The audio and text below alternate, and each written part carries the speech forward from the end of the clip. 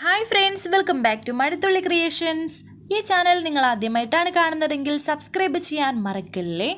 എന്തായാലും പ്രിയങ്ക ഈ ഒരു ഒറ്റ തവണ രക്ഷപ്പെട്ടിരിക്കുകയാണ്. എന്തായാലും കണിമംഗലത്തേക്ക് തിരിച്ചു കയറണമെങ്കിൽ രാധികയും കൂടെ വേണം. ആ കാര്യം മുത്തശ്ശിയോട് പറയുന്നുണ്ട്. ചേച്ചി കൂടെ ഇല്ലാതെ വരുൺ എന്നെ കേറ്റില്ല. അപ്പോൾ മുത്തശ്ശി ഒരു വഴി ആലോചിക്കുന്നുണ്ട്. ഈ സമയം രാധികയെ കാണിക്കുന്ന രാധികയാണെങ്കിൽ മുറിയിൽ ബെഡിൽ കിടന്ന് കരയുന്നുണ്ട്. തൊട്ടരികിൽ യശോദയും ഉണ്ട്. അത്രയും സ്നേഹിക്കുന്ന ഒരാളോട് വീണ്ടും വീണ്ടും കള്ളം പറയാൻ കഴിഞ്ഞില്ലമ്മേ. ദൈവത്തിന്റെ മുന്നിൽ ചെന്ന് സത്യം പറയാൻ പറഞ്ഞപ്പോൾ അറിയാതെ ഞാൻ പറഞ്ഞു പോയി. ഇത് കേട്ട് യശോദയും പറയുന്നുണ്ട്, നിന്റെ അവസ്ഥ എനിക്ക് മനസ്സിലാകും. നമ്മൾ കുരുങ്ങിക്കിടക്കുന്നത് ചെറിയൊരു സ്ഥലത്തല്ല മോളെ. പ്രിയങ്ക അവിടേക്ക് വന്നു. അതെ ചേച്ചി അമ്മയും പേടിക്കണ്ട, നിങ്ങളുടെ ആഗ്രഹം പോലെ എല്ലാം നടക്കട്ടെ. അച്ഛനോട് ഇത് ആര് പറയുമെന്നല്ലേ എല്ലാവരുടെയും പേടി. ഞാൻ പറയാമേ, എല്ലാം ഇതുകൊണ്ട് അവസാനിക്കട്ടെ. അതിന്റെ പേരിൽ അച്ഛന്റെ ജീവൻ നഷ്ടപ്പെടുകയാണെങ്കിൽ ദേവനാരായണൻ തിരുമേനിക്ക് ഈ ഭൂമിയിൽ അത്രയും ആയുസുള്ളൂ എന്ന് കരുതിയാൽ മതി. രാധിക പ്രിയങ്കയോട് പറയുന്നു, പ്രിയെ അച്ഛനോടൊന്നും പറയരുത്, അച്ഛനെ വേദനിപ്പിക്കരുത്. ഇത് കേട്ട് പ്രിയങ്ക പറയുന്നു, അല്ലാതെ ഇതിനൊരു പരിഹാരമില്ലല്ലോ. ചേച്ചിക്ക് അയാളുടെ കൂടെ ജീവിക്കണ്ടേ, ഭർത്താവിന്റെ കൂടെ. എന്നെ ഒഴിവാക്കണ്ടേ, അതിന് ഇതല്ലാതെ മറ്റു മാർഗ്ഗമില്ല. രാധിക പറയുന്നു, പ്രിയെ നീ പറയുന്നത് എന്തും ഞാൻ അനുസരിക്കാം, പക്ഷേ അച്ഛൻ ഈ കാര്യം അറിയരുത്. ഒരിക്കലും അറിയരുതെന്ന് രാധിക. എങ്കിലൊന്നും സംഭവിക്കാതെ കണിമംഗലത്തേക്ക് എൻ്റെ ഒപ്പം തിരിച്ചു വന്നേ. വേണ്ട, ഇനി രാധികമോൾ അങ്ങോട്ട് പോകണ്ട എന്ന് യശോദ പറയുന്നു. ചേച്ചി കൂടെ ഉണ്ടെങ്കിലേ ഞാൻ അങ്ങോട്ട് പോകുന്നുള്ളൂ, ഇല്ലെങ്കിൽ ഞാൻ ഇവിടെ നിൽക്കും. അച്ഛനതിന്റെ കാരണം ചോദിച്ചാലേ എനിക്കിത് പറയേണ്ടി വരും. എന്താ വേണ്ടെന്ന് വെച്ചാൽ, എന്താ വേണ്ടത് എന്ന് വെച്ചാൽ ചേച്ചി തീരുമാനിച്ചോ. കൊല്ലാനും ജീവിപ്പിക്കാനും ചേച്ചിക്കാണല്ലോ അധികാരം എന്ന് പറഞ്ഞ് പ്രിയങ്ക അവിടെ നിന്ന് പോകുമ്പോൾ കരഞ്ഞുകൊണ്ട് നിൽക്കുകയാണ് രാധിക. ഇപ്പോ പ്രിയ പറയുന്നത് അനുസരിക്കണം അമ്മേ.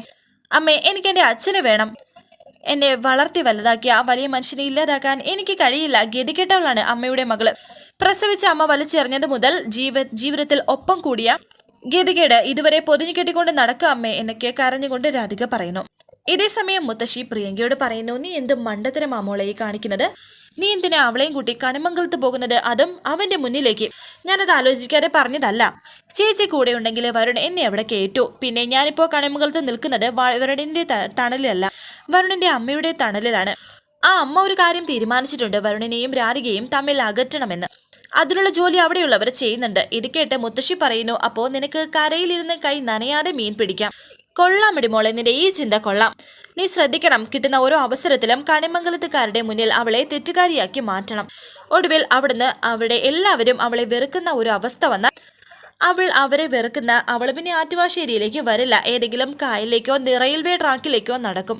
അവള് ചത്തിട്ടായാലും എന്റെ മോള് ജീവിക്കണം, മുത്തശ്ശിയുടെ മോള് നന്നായിട്ട് ജീവിക്കണം കേട്ടോ എന്നൊക്കെ മുത്തശ്ശി പറയുമ്പോൾ അത് തന്നെ ആലോചിച്ചോടെ നിൽക്കുകയാണ് പ്രിയങ്ക. പിന്നീട് കാണിക്കുന്നത് വലിയ പ്രതീക്ഷകളോടെ നിൽക്കുകയാണ് ഉർവശിയും കൽപ്പനയും. അവർ രണ്ടുപേരും ഇങ്ങനെ ഉമ്മറത്ത് തന്നെയുണ്ട്. പുറത്തേക്ക് നോക്കി നിൽക്കുന്നു. കൽപ്പനയെ വിവരമൊന്നും അറിഞ്ഞില്ലല്ലോ എന്ന് ഉർവശി പറയുമ്പോൾ കൽപ്പന പറയുന്നുണ്ട്, പ്രത്യേകിച്ച് അറിയാനൊന്നുമില്ല ചെറിയമ്പേ. പ്രിയങ്കയുടെ അവസ്ഥ എന്താണെന്ന് ഞാൻ നേരിട്ട് കണ്ടതല്ലേ. ഒന്നുകിൽ അവൾ രാധികയെ കൊല്ലും, അല്ലെങ്കിൽ അവൾ സ്വയം ചാകും. ആ അച്ഛനും അമ്മയും കൂടി എല്ലാം അങ്ങ് ഇല്ലാതാക്കിയാലോ, കുടുംബത്തിന്റെ അഭിമാനം എന്ന് പറഞ്ഞ് സമാധാനിപ്പിച്ചാലോ.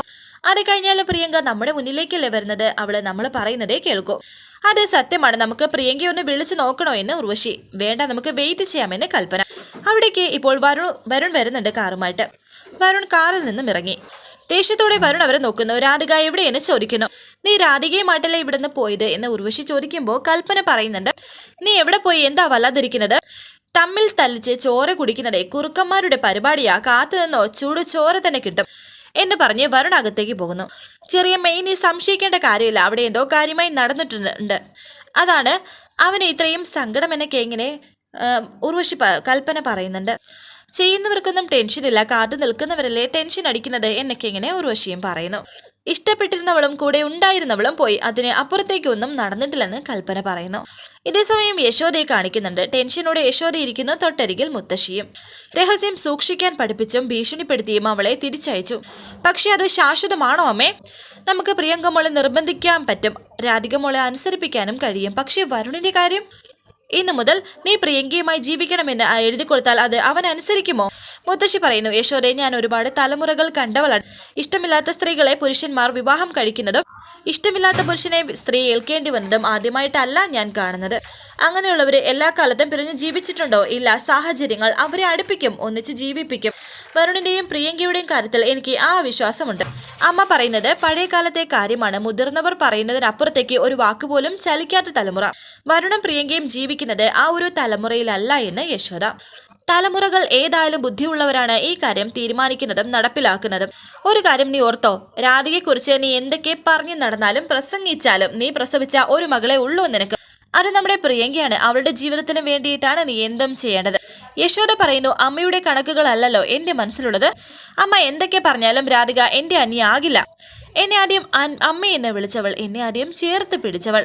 അവൾക്കില്ലാത്ത അമ്മ സ്ഥാനം വേറെ ആർക്കും കൊടുക്കാൻ എനിക്ക് കഴിയില്ല. ഇത് കേട്ട് മുത്തശ്ശി പറയുന്നു, എങ്കിൽ പിന്നെ ദേവനാരായണനോട് നീ എല്ലാം അങ്ങ് തുറന്നു പറയൂ. വേണ്ടമ്മേ, ആ ഭീഷണി ഫലിച്ചതാണ്.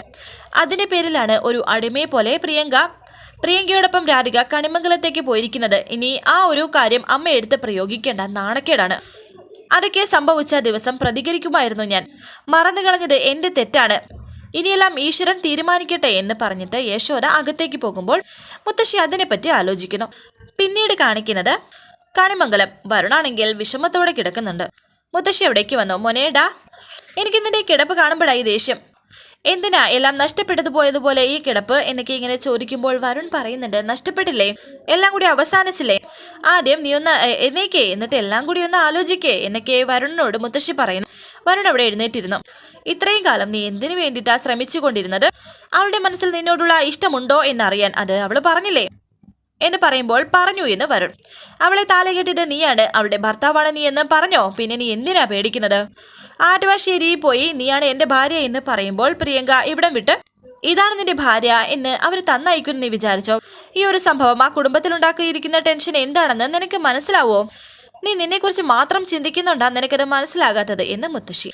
എനിക്ക് മനസ്സിലാകുന്നു മുത്തശ്ശി. രാധികയുടെ അമ്മ അവളെ കൈപിടിച്ച് തരാൻ തയ്യാറായിട്ട് പോലും അച്ഛനെ കുറിച്ച് ആലോചിച്ചിട്ടാണ് അവൾ എന്ന് വരുൺ പറയുമ്പോൾ മുത്തശ്ശി പറയുന്നു, ഒരു കുടുംബത്തിലെ പെൺകുട്ടി അവളുടെ കുടുംബത്തെക്കുറിച്ചും അച്ഛനെക്കുറിച്ചും അമ്മയെക്കുറിച്ചും നന്നായി ചിന്തിക്കുന്നു എന്ന് പറഞ്ഞാൽ അത് ഒരു നല്ല ഗുണമല്ലേ? അങ്ങനെയല്ലേ പെൺകുട്ടികൾ വളരേണ്ടത് എന്ന് പറയുമ്പോൾ വരുൺ പറയുന്നു, അപ്പോൾ മുത്തശ്ശി എന്താ പറയുന്നത്? എടാ രാധിക, നിന്റേതാകാനുള്ള ആദ്യത്തെ ഘട്ടം കഴിഞ്ഞു. അത് നീ മറച്ചു വെച്ചിട്ട് നിനക്ക് അറിയാമെന്ന് നീ ബോധ്യപ്പെടുത്തിയല്ലോ. ഇനി രാധികയോട് നീ അടുക്കുന്നതിനോടോ സംസാരിക്കുന്നതിനോടോ അവർക്കാർക്കെങ്കിലും എതിർപ്പ് പറയാൻ കഴിയില്ല. പിന്നെ യശോദയുടെ കാര്യം, അത് ഒരു പാവം സ്ത്രീയാണ്.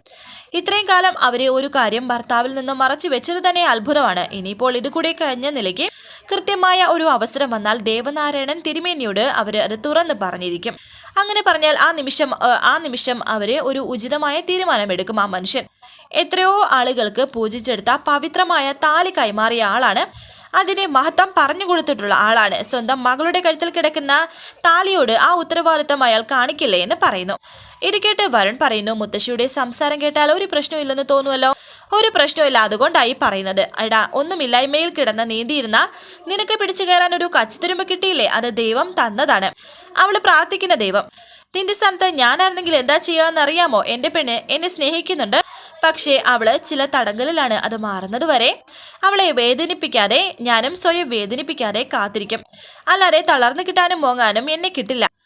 അപ്പോ എല്ലാം മാറുമെന്നാണോ മുത്തശ്ശി പറയുന്നത് എന്ന് വരുൺ ചോദിക്കുമ്പോൾ മുത്തശ്ശി പറയുന്നു, മാറാതെ പിന്നെ എവിടെ പോവാനാ? നീ പേടിച്ചപ്പോൾ ഞാൻ നിനക്ക് ധൈര്യം തന്നിട്ടുണ്ട്. ഇപ്പോൾ ഞാൻ പറഞ്ഞത് സംഭവിക്കുകയും ചെയ്യും. ദൈവങ്ങൾ എല്ലാവരും കൂടി അവധിയെടുത്താലും നിങ്ങളെ തമ്മിൽ തെറ്റിക്കാൻ ഈ ഭൂമിയിൽ ജനിച്ച ഒരു മനുഷ്യനും കഴിയില്ല. നിനക്ക് മനസ്സിലായോ എന്ന് മുത്തശ്ശി ചോദിക്കുന്നുണ്ട്. ഇപ്പോൾ എൻ്റെ മനസ്സൊന്ന് തണുത്തിട്ടുണ്ട്. മുത്തശ്ശി പറഞ്ഞത് ശരിയാണ്. അയാളും ഞാനും വേദനിക്കരുത്. എനിക്കിങ്ങനെ പറയുന്നു. പത്മിനി കാണിക്കുന്നുണ്ട്. പത്മിനിയാണെങ്കിൽ സങ്കടത്തോടെ ഇരിക്കുന്നു. തൊട്ടരികിൽ ഉർവശിയും കൽപ്പനയും. എടുത്ത കാര്യങ്ങൾ ഏതായാലും ഇങ്ങനെ അവസാനിച്ചത് നന്നായി. ഇനിയിപ്പോൾ പ്രിയങ്കയോ രാധികയോ ആറ്റുവാശ്ശേരിയിൽ നിന്നും ഇങ്ങോട്ട് വരില്ല. ശാപങ്ങൾ ഒഴിഞ്ഞുപോയെന്ന് കരുതിയാൽ മതി. ചേച്ചിയും അനുജത്തെയും ഒരു ഭർത്താവിനെ പങ്കുവയ്ക്കുന്നത് അവരുടെ സംസ്കാരമായിരിക്കും. പക്ഷേ നമുക്ക് അത് അനുവദിച്ചു കൊടുക്കാൻ കഴിയില്ലല്ലോ എന്നൊക്കെ കൽപ്പന. അമ്പലത്തിൽ വെച്ച് പ്രിയങ്കയ്ക്ക് എല്ലാം ബോധ്യപ്പെട്ടത് നന്നായി. അല്ലെങ്കിൽ നമ്മളായിരിക്കും കുറ്റവാളിയാകുന്നത്. ഏടത്തെ ഒരു കാര്യം ഏട്ടനോട് ഇനി ഈ കാര്യം പറയാൻ അധികം വൈകണ്ട. ഈ ബന്ധം അവസാനിപ്പിച്ചിട്ട് വരുണിനെ നല്ലൊരു പെൺകുട്ടിയെ നോക്കാം. നമ്മുടെ കുടുംബത്തിന് അന്തസ്സിന് യോജിച്ചത്. എന്ന് ഉർവശി. എന്നെ കൽപ്പന പറയുമ്പോൾ ഉർവശി പറയുന്നു, കൽപ്പനയുടെ അനുജത്തെ ആലോചിച്ചപ്പോൾ അത് സമ്മതിക്കേണ്ടതായിരുന്നു. ചെറിയമ്മയൊന്നും മിണ്ടാതിരിക്കുന്നുണ്ടോ? ഇവിടെ ഇപ്പോൾ അതാണോ സംസാരിക്കേണ്ടത്? പാവം അമ്മയുടെ ഇരിപ്പ് കണ്ടില്ലേ? ഇതിൽ കൂടുതൽ എന്ത് ഭാരമാണ് അമ്മയുടെ തലയ്ക്ക് വരേണ്ടത് എന്നൊക്കെ കൽപ്പന പറയുന്നുണ്ട്. എടുത്ത് ഉറച്ചു നിൽക്കണം, എങ്കിലേ കാര്യങ്ങൾക്ക് ഒരു തീരുമാനമുണ്ടാകൂ എന്ന് ഉർവശി. ഈ കാര്യങ്ങളെല്ലാം തന്നെ കൽപ്പനയും ഉർവശിയും കൂടി പത്മിനിയോട് പറഞ്ഞിരിക്കുന്നുണ്ട്. അവിടേക്ക് ഒരു ഓട്ടോ വരുന്നു. പ്രിയങ്ക ആദ്യം ഇറങ്ങുന്നു.